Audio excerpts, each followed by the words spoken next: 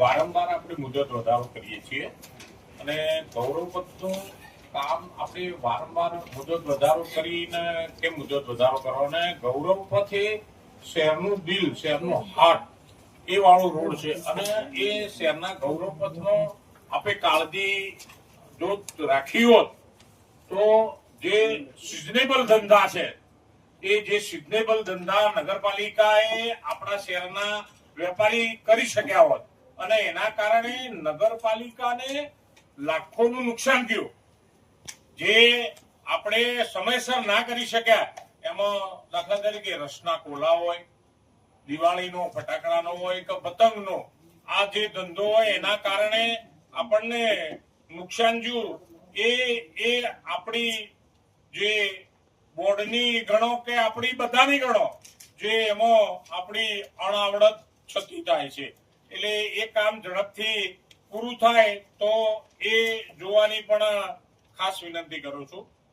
માનનીય પ્રમુખ શ્રી, શહેરમાં ચારે બાજુ રોડોનું આડેધડ ખોદકામ ચાલે છે અને આડેધડ ખોદકામ ચાલે છે ને જ્યાં ખાડા કરીને આપણે 15-20 દિવસ સુધી એ ખાડા પૂરવામાં આવતા નથી.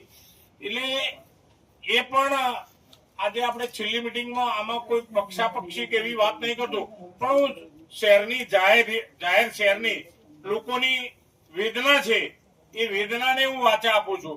જો ગૌરવપથનો આ રોડ પૂરો થઈ ગયો હોત તો આપણા જે શહેરના વેપારીને આમ પ્રજાને નુકસાન ન જાત અને શહેરની પ્રજા.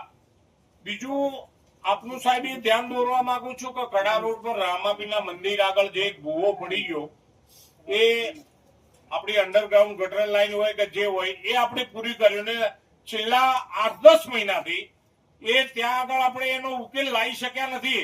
એટલે જે પાણી બેક મારે છે એમાં આખો ફતેહ દરવાજા અડધું શહેર આપણે વારંવાર આપ સાહેબનું, ચીફ ઓફિસર સાહેબ ને પ્રમુખ સાહેબનું ધ્યાન દોર્યું પણ છતાં પણ આપણે એનો ઉકેલ લાવી શક્યા નથી.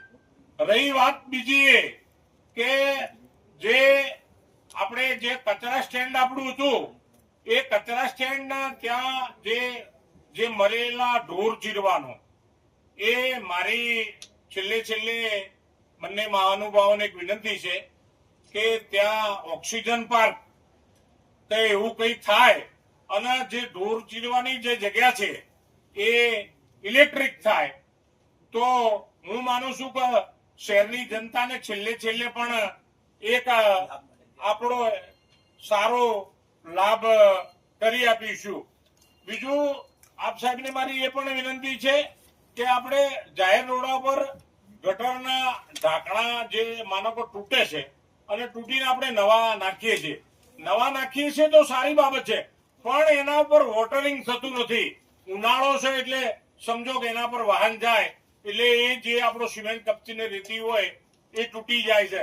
એટલે એના પર મોનિટરિંગ કરીએ ને પાણીનો છંટકાવ થાય એ ન કરી શકીએ તો લોખંડના પાટાનો આપણે કંઈક સુધારો કરી અને લોખંડના પાટાનું એવું આપણે કરી શકીએ એ બાબત તરફ પણ હું આપ સાહેબનું ધ્યાન દોરવા માંગુ છું. અને અંતમાં આજે જે બજેટ બેઠક છે એ બજેટ બેઠક આપ સાહેબના બધા મિત્રોને જણાવતો મને એમ લાગે છે કે બજેટમાં આંકડાઓ વિશે ખુલ્લા દિલથી ચર્ચા થાય અને બધા બજેટના આંકડા આપ નગરપાલિકાના હાજર રહેલા સભ્યોને જો સમજાવો. મારી દ્રષ્ટિએ આ જે બજેટના આંકડા છે એમાં કોઈ જગ્યાએ ક્યાંય તાળો મળતો નથી. રહી વાત નગરપાલિકામાં આપણે આઉટસોર્સિંગના નામે આપણે કરોડો રૂપિયાનો ખર્ચો કર્યો છે.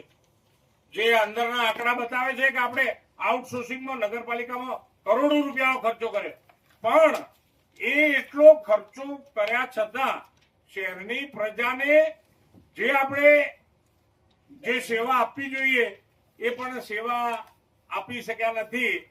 તો એ તરફ પણ અને બજેટ વિશે તો ખાસ કરી અને હું આપ સાહેબને વિનંતી કરું છું કે બજેટની વિગતવાર ચર્ચા થાય અને આંકડાની આ ગૃહમાં હાઉસમાં બેઠેલા બધા સભ્યોને સમજણ પડે એ રીતે આપ ચર્ચા કરો તો વધારે સારું.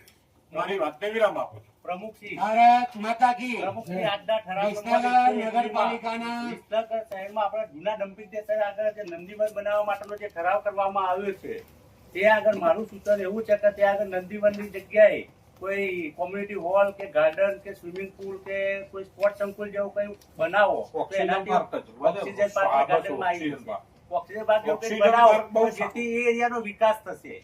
કારણ કે છેલ્લા 20 વર્ષથી એ એરિયાનો કોઈ વિકાસ થયો જ નહીં ડમ્પિંગ સ્ટેશનના આગળ ચર્મકુંડના કારણે, અને લોકો હેરાન પરેશાન થઈ ગયા છે. વિસનગર નગરપાલિકાના સભા હોલમાં પ્રમુખ શ્રી ઉત્તમભાઈના અધ્યક્ષસ્થાને મળેલી આ જનરલ સભામાં ઉપસ્થિત